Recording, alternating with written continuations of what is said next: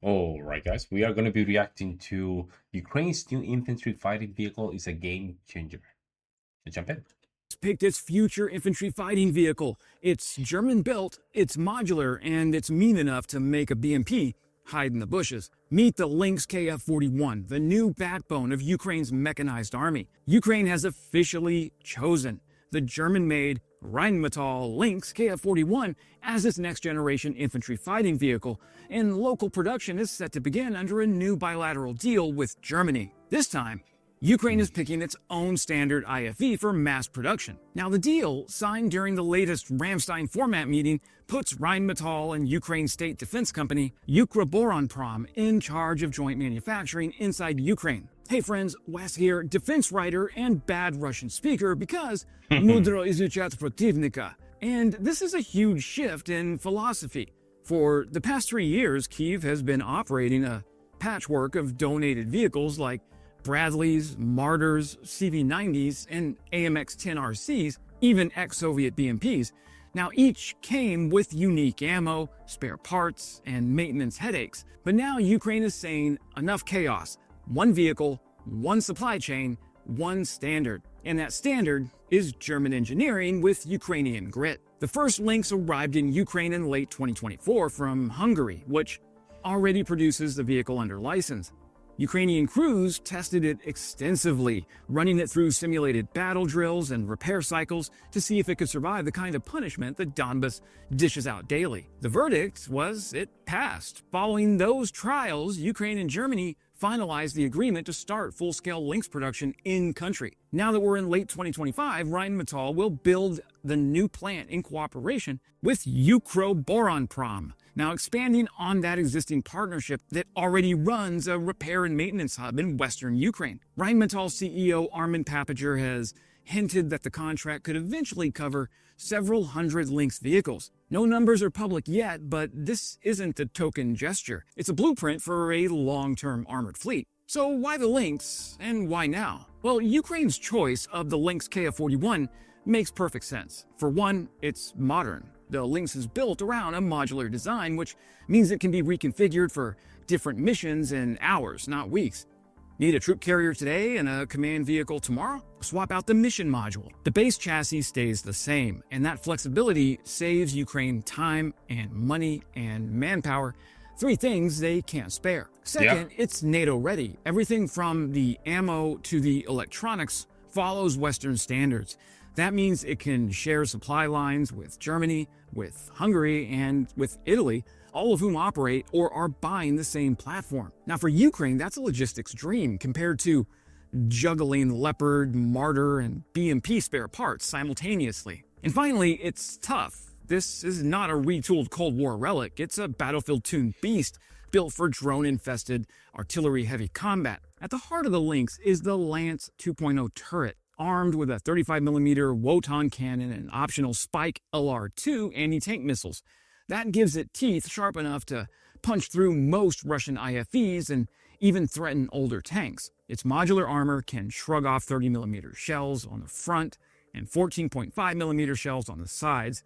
The double-floor design and the decoupled seats protect crews from mines and IEDs. All the while, Rheinmetall's Rosy smoke system and Strike Shield active protection can intercept incoming anti-tank weapons. In simple terms, it's built to keep the crew alive even when everything outside is exploding. I have to agree with him.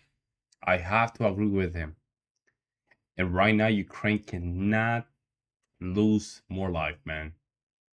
Because like I said, in the long run, this is not looking good for Ukraine. Yeah, beside from a lot of the opinions about Russia, again, Russia has the manpower, and in the long run, that's gonna matter the most, manpower. So Ukraine has to mitigate some of those losses through new technology that is gonna allow Ukraine to lose the tank, but at the same time save the crew. And that's where Ukraine should focus it's more, fast. in my opinion. The Lynx runs on an 1100 horsepower lever engine that pushes its 44 to 50 ton frame at speeds of up to 70 kilometers per hour. That's faster than most tracked vehicles in its class and gives Ukrainian mechanized units true shoot-and-scoop mobility. It carries 3 crew and 8 dismounts fully equipped, giving commanders the ability to deliver infantry directly into contested zones with covering fire all the way in. This is not a battle taxi like an M113. This is more akin to the Bradley. Now, as I mentioned, what sets the Lynx apart is its modularity. The vehicle can be swapped into dozens of configurations like a command post, an ambulance, a mortar carrier, a recon unit, even air defense.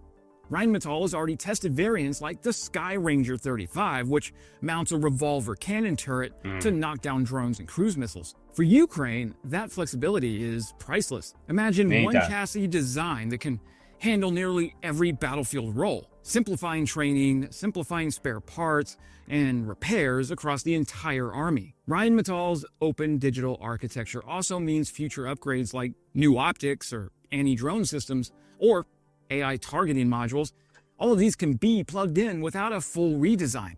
It's a platform designed to evolve, not expire. In my humble opinion, it's the start of Ukraine's next generation army, the Industrial Revolution inside a war zone. Now, building tanks in an active war zone sounds insane, but that's exactly what Ukraine and Rheinmetall plan to do. By late this year, 2025, the first Ukrainian Lynx factory will be operational. At first, it'll handle final assembly using components shipped from Germany and Hungary. So they're not gonna start building the Lynx in Ukraine. Okay, that's a new move. Over time, more production will shift local.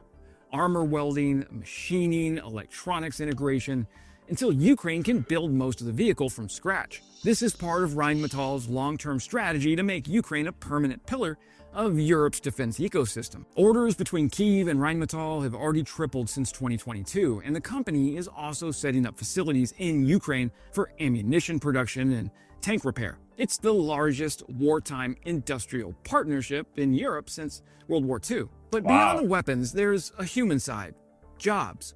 The Lynx program will train hundreds of Ukrainian workers in high-precision manufacturing, in welding, in assembly, and quality control. These skills will outlast the war and fuel the post-war reconstruction. Of course, this is Europe, which means nothing moves without paperwork. Rheinmetall has had some, shall we say, adventures getting projects off the ground lately. Delays with their ammo plants, export licenses tied up in Berlin, and layers of oversight thicker than tank armor. So while the official goal is to start Lynx production before the end of this year, even Rheinmetall's executives are hedging their bets. I used to work for Siemens, a big German company. Trust me, the German bureaucracy is just as hairy as the US, or even the Brits, who have turned bureaucracy into an art form. That said, the Germans have already proven they can make things happen. Their armored vehicle repair center in Ukraine is up and running. Their artillery shell plant is under construction right now, and the German government has approved export licenses for all the Lynx components. So yes, bureaucracy might slow it down, but it's not going to stop it. This is bigger than just the one vehicle line. For the first time since independence, Ukraine is standardizing its tank. I love that tank, man. It's beautiful, very good design, very minimalist. I love it, man. Nice force. Up till now, every Ukrainian brigade looked like a museum exhibit. American Bradleys next to Soviet BMP-1s, next to Swedish CV-90s, next to captured Russian BMPs and BTRs.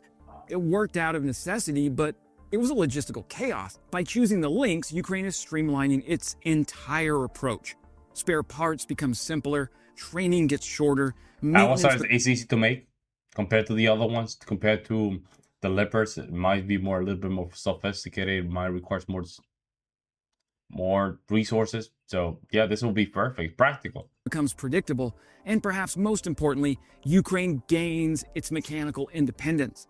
It's no longer just receiving armored vehicles, it's building them. That kind of sovereignty is strategic goal. For Germany, this is also a smart play. Berlin has taken a beating in the court of public opinion for being slow and hesitant on aid, especially early in the war.